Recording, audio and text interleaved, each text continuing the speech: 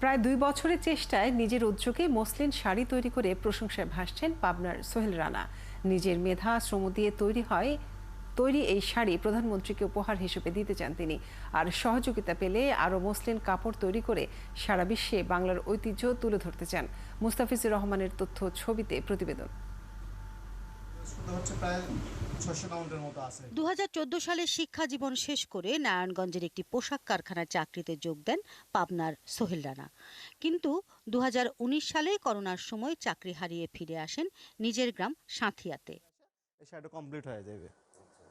সে সময় মসলিন শাড়ি নিয়ে প্রধানমন্ত্রীর দেয়া একটি সাক্ষাৎকার দেখে অনুপ্রাণিত হয়ে শুরু করেন মসলিন কাপড় তৈরির কাজ। ঈশ্বরদী থেকে তুলার বীজ এনে নিজের 7% জমিতে রোপণ করেন 42টি তুলার গাছ।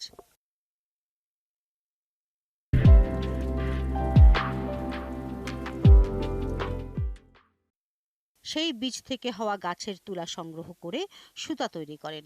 নিজেই চরকা বানিয়ে প্রায় 2 বছরের চেষ্টায় বানান একটি মসলিন শাড়ি, যার দাম 5 লাখ টাকা। অনেক তাঁতি বলছে ভাই আমি পারি না, আমি যেটা দেখতেছি তারা হয়তো বা 20 দিনকে করছে, 30 দিন 10 দিন করছে, করার পর তারা ফেল মারা গেছে।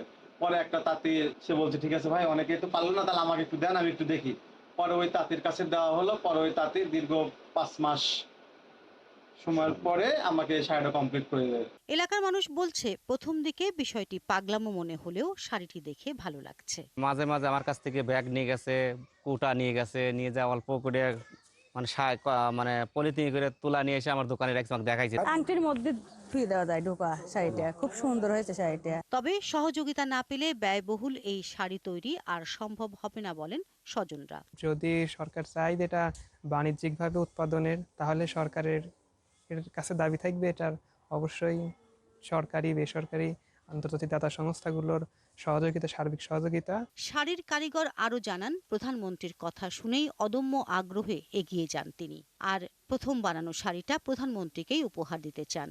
সহযোগিতা পেলে সারা বিশ্বের কাছে মসলিনের গৌরব আবারও তুলে ধরবেন। মাননীয় প্রধানমন্ত্রী যদি নেয় বা এই শাড়িটা কোনোভাবে সামনের দিক যদি এগিয়ে যায়, তাহলে আমি এই বাগানটা আরো পরিচর্যা, বাগানটা আরো বাড়াবো, ইভেন যাতে সারা ওয়ার্ল্ড এই শাড়িটা পায়। এই কারণে আমি তার বিস্তৃত কিছু জায়গা নিয়ে এই শাড়ির গাছগুলো বুনবো, এই তুলার গাছগুলো বুনবো। 2018 সালে জিআই পণ্য হিসাবে স্বীকৃতি পায় বাংলাদেশের মসলিন।